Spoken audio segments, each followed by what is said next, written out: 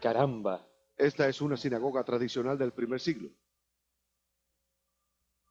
¿Ven? La gente se hubiera sentado en los bordes a escuchar la lectura de la palabra de Dios, el Torah. Y Cristo predicó aquí.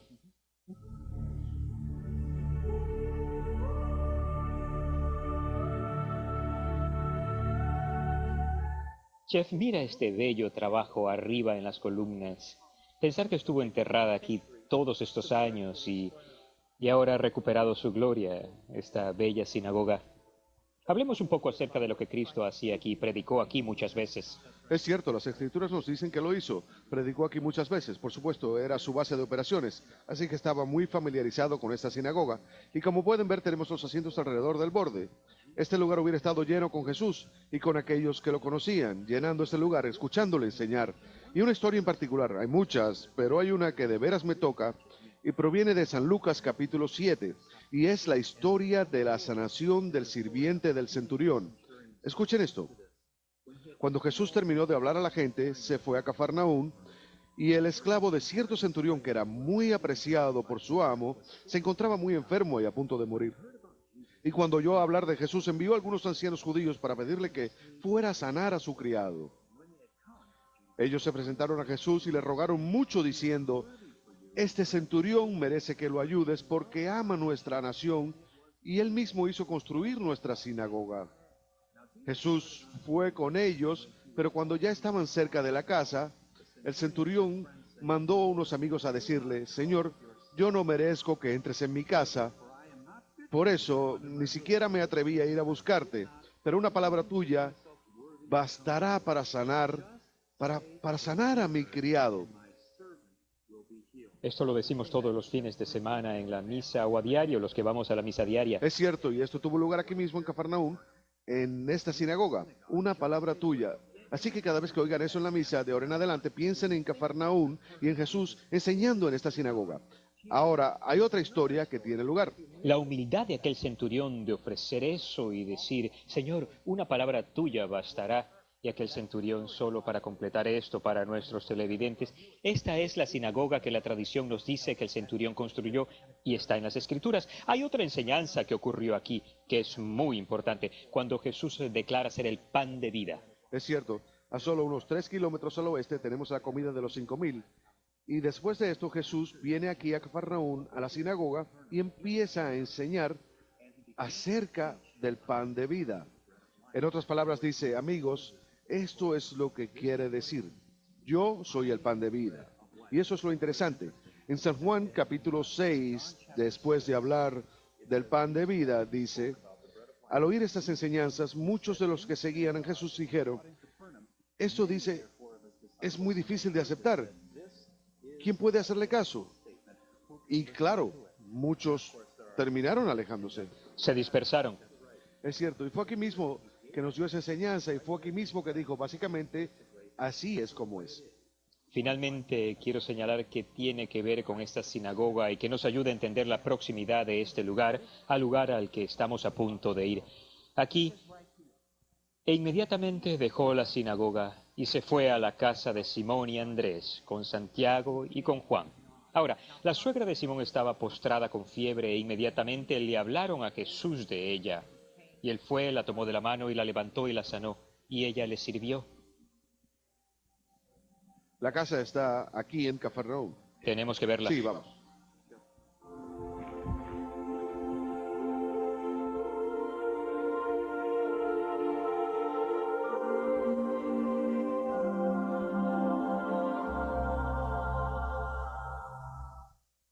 Bajando de la sinagoga, esto hubiera sido una senda que el Señor hubiera tomado hacia la casa de Pedro, ¿saben? La iglesia primitiva estaba en la sinagoga, pero también se reunían en las casas para oír, enseñar a Jesús y por los milagros que efectuaba. Y esta, por supuesto, la casa de San Pedro. Sí, esta era una de las casas más importantes porque era una verdadera área de reunión para Cristo, para enseñarle a la gente. Me imagino que hubieron miles de personas que vinieron a esta casa en un momento u otro. De hecho, una de las historias habla de esto. Vamos a hablar al respecto en un momento. Qué lugar tan asombroso, está muy cerca de la sinagoga. No está como a 60 metros al sur de la sinagoga, por la orilla. La orilla del mar de Galilea está del otro lado de esta casa. Así que es la morada perfecta para un pescador. Oh, sí, definitivamente. Y hemos de mencionar el padre Corvo, quien hizo muchas excavaciones comenzando de manera intensa en 1968, confirmó que esta casa, que es la parte inferior de los restos aquí, data de la época justo antes de Cristo. Probablemente antes de su nacimiento hallaron varios vestigios Es cierto. que prueban arqueológicamente que este sitio es verídico. Hallaron más de 134 piezas de grafiti que señalan a Cristo y Dos citas sobre San Pedro. a Pedro, y eso es lo interesante sobre esta casa, que se conocía como una ínsula, lo cual es la reunión de una gran familia. Así que no estamos hablando de una casa pequeña, es una casa de buen tamaño. ¿Cuántos? ¿Cuánta gente? Hasta 200 personas podían haber estado en esta casa de un momento a otro para oír el mensaje. También hallaron algunos anzuelos aquí, anzuelos de piedra, que prueba de manera conclusa que aquí vivieron pescadores de aquella era. Diría que este lugar, Raymond, probablemente fue uno de los lugares más emocionantes en la vida de Cristo. No solo lo es Cafarnaún, que era su base de operaciones, como hemos mencionado, sino también la casa de Pedro.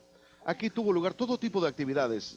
De hecho, hay una historia en la Biblia. Acabamos de oír sobre la sanación de la suegra de Pedro. Hay otra y dice aquí, y cuando retornó a Cafarnaún después de algunos días, se decía que estaba en casa. Y este era su hogar cuando estaba en Cafarnaún. De hecho, hay un cuarto atrás que llaman el aposento venerable. A través de los siglos hallaron yeso en la pared y varios mosaicos en el piso que prueban que este es el cuarto donde estuvo Cristo. Y dice, y muchos se reunieron de tal forma que no había espacio para más, ni siquiera por la puerta. Y les estaba predicando la palabra. Y 4 hombres entraron llevando a un paralítico.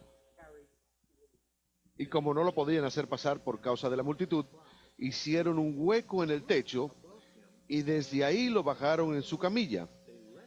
Y Jesús, al ver su fe, le dijo al paralítico, hijo mío, tus pecados han sido perdonados.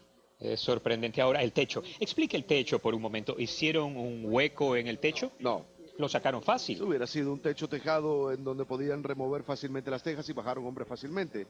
Esto no dañaba el techo, pero el asunto de la historia es que había tanta gente reunida en la casa que la única manera que este hombre podía entrar era por el techo. Me pregunto, ¿cuántos de ustedes tienen ese tipo de fe que necesitan a Dios de tal manera que están dispuestos a salirse de su camino para llegar a Cristo? Estoy pensando, por ejemplo, en el Santísimo Sacramento. ¿Cuántos de nosotros nos saldríamos de nuestro camino solo para pasar tiempo con Jesús cuando tenemos ese tipo de necesidad en nuestras vidas? Una última cosa que hemos de mencionar antes de irnos de ese sitio. Hay una iglesia del cuarto y del quinto siglo erigida, una iglesia octagonal erigida sobre este sitio. La razón es el patio central, el cual están viendo ahora. Ese patio era originalmente una casa-iglesia. Imagínense, del primer siglo. Es donde los discípulos de San Pedro se reunían a celebrar la misa. Así que es un lugar asombroso para estar y visitar.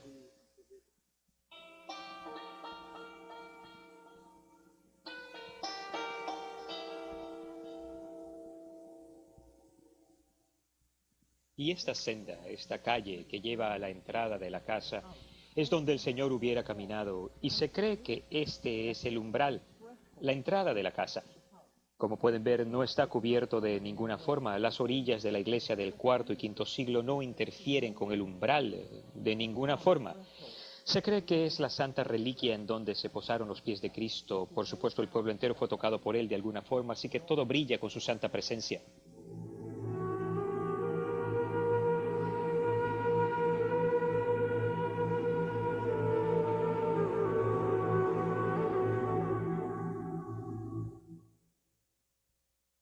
¿Sabes? Encuentro interesante que al final del ministerio de nuestro Señor estuvo muy enojado con la gente de Cafarnaún porque después de hacer tanto aquí todavía no lo aceptaban.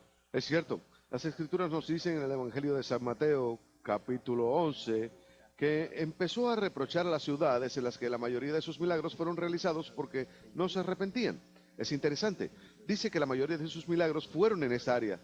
Lamentate, Chorazín, lamentate, Betsaida, pues si los milagros que tuviste hubieran tenido lugar en Tiro y Sidón, se hubieran arrepentido hace mucho tiempo. Sin embargo, les digo que habrá más tolerancia para Tiro y Sidón en el día del juicio. Y tú, Cafarnaún, no serás exaltada al cielo. Has de descender al Hades, pues si los milagros que tuviste hubieran sucedido en Sodoma, existiría el día de hoy. Sin embargo, les digo que habrá más tolerancia para Sodoma que para ustedes en el día del juicio. Esa es nuestra señal para salir. Vamos.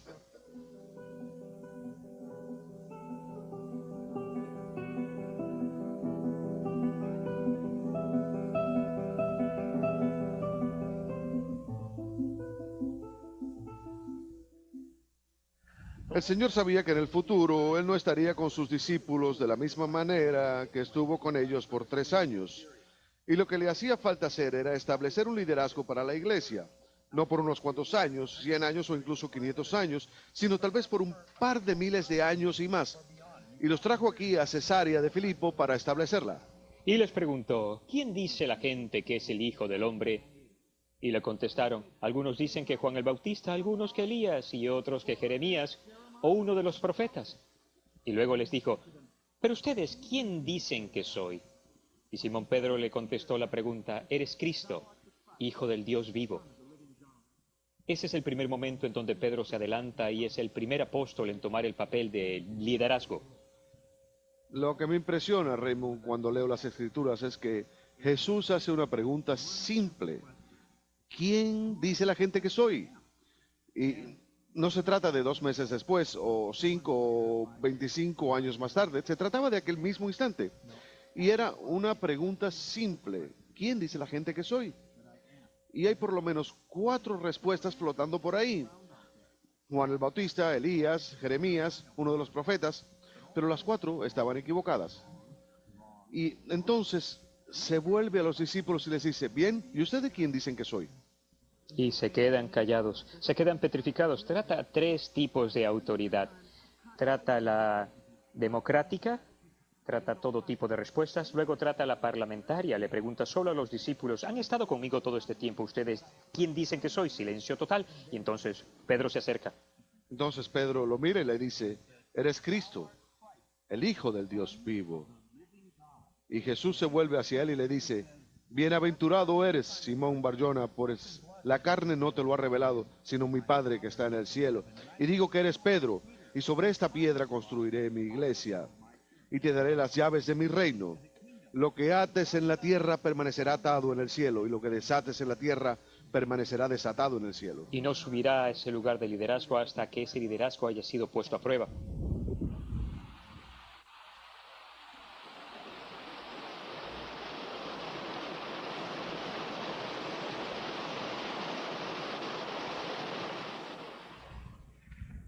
Y estamos aquí cerca del monte Tabor, la montaña grande atrás nuestro. La iglesia arriba es el lugar tradicional de la transfiguración de Cristo.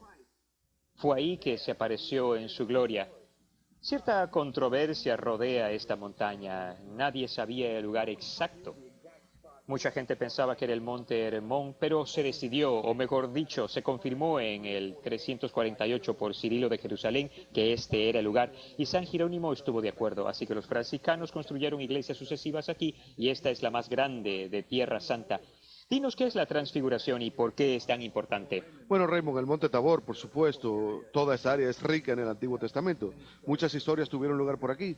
Pero en el Nuevo Testamento, la historia principal proviene del Evangelio de San Mateo, capítulo 17, que dice, y 6 días más tarde, Jesús tomó con él a Pedro y Santiago y a su hermano Juan, y los llevó a una montaña alta, solos. Es increíble a quienes eligió Pedro, el primer apóstol, Santiago, el primer mártir, y Juan, quien escribía el Apocalipsis. Sigue. Y por supuesto, cuando habla de Juan, dice que era un pariente, un primo. No estamos seguros, pero el versículo 2 dice, allí delante de ellos cambió la apariencia de Jesús. Su cara brillaba como el sol y su ropa se volvió blanca como la luz. En esto vieron a Moisés y a Elías conversando con Jesús.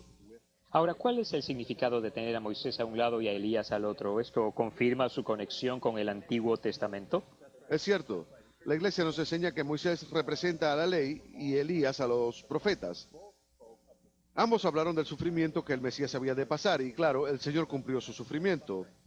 Lo interesante que ocurre en el monte de la transfiguración hay que verlo desde la perspectiva de los apóstoles, porque recuerden, ¿qué aconteció un capítulo antes de San Mateo 17? Cuando Pedro confesó, eres el Hijo de Dios. Correcto. Y así fue justo antes de esto que Pedro dijo, eres Cristo, Hijo de Dios vivo, en respuesta a la pregunta, ¿quién dicen que soy? Claro, Pedro dio la respuesta y justo después, la iglesia nos enseña que en el Monte Tabor tenemos la confirmación de la confesión de Pedro. Y esto seguramente hizo un impacto en los otros discípulos, quienes entre San Mateo 16 y 17 se han de haber prestado preguntando, bueno, fue una respuesta buena la que dio Pedro, pero Y de veras les da esperanza mientras entran a una parte difícil de sus vidas y la de Cristo. Llegan a ver su gloria, pero por el otro lado está el Calvario.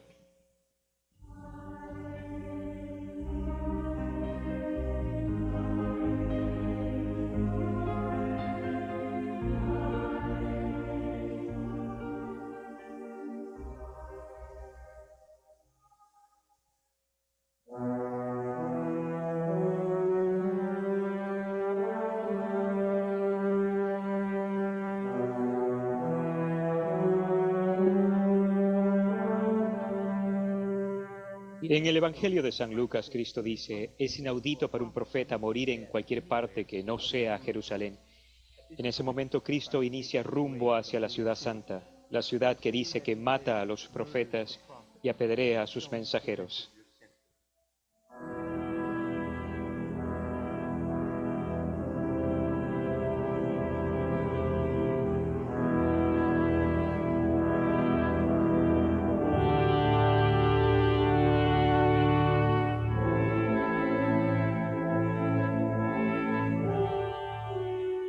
Y fue por un portón parecido a este que nuestro Señor hizo su entrada a Jerusalén.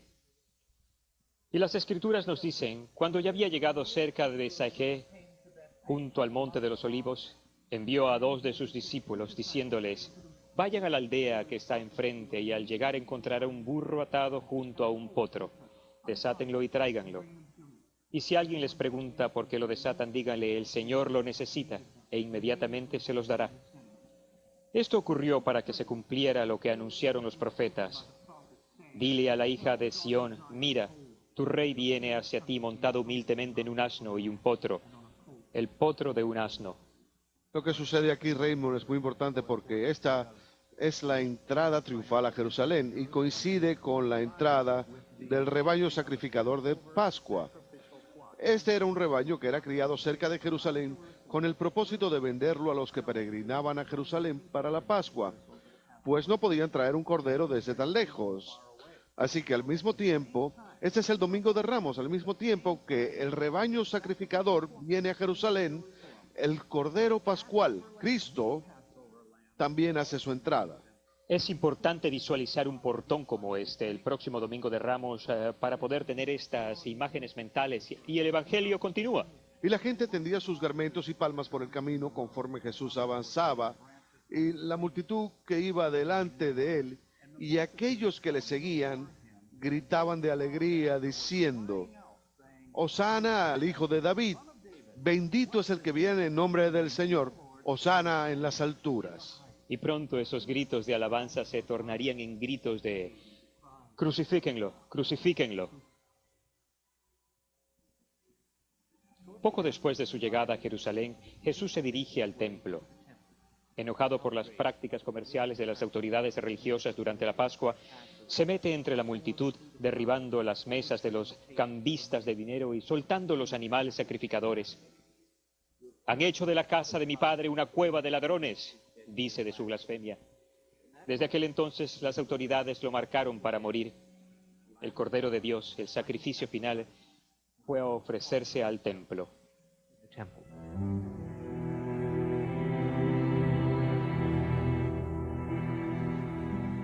Y poco después vino aquí, a la ciudad, al cenáculo o aposento alto. Este lugar está construido sobre ese lugar donde vinieron. Aunque nuestro Señor nunca estuvo en este mismo cuarto, este lugar es auténtico y este fue, por supuesto, el lugar de la última cena. Y empieza, cuando llegó la hora, Jesús y los apóstoles se sentaron a la mesa y Jesús les dijo, Cuánto he querido celebrar con ustedes esta cena de Pascua antes de sufrir, porque les digo que no volveré a celebrar hasta que se cumpla en el reino de Dios. Entonces tomó en sus manos una copa y habiendo dado gracias a Dios dijo: Tomen esto y repártanlo entre ustedes, porque les digo que no volveré a beber del fruto de la vid hasta que venga el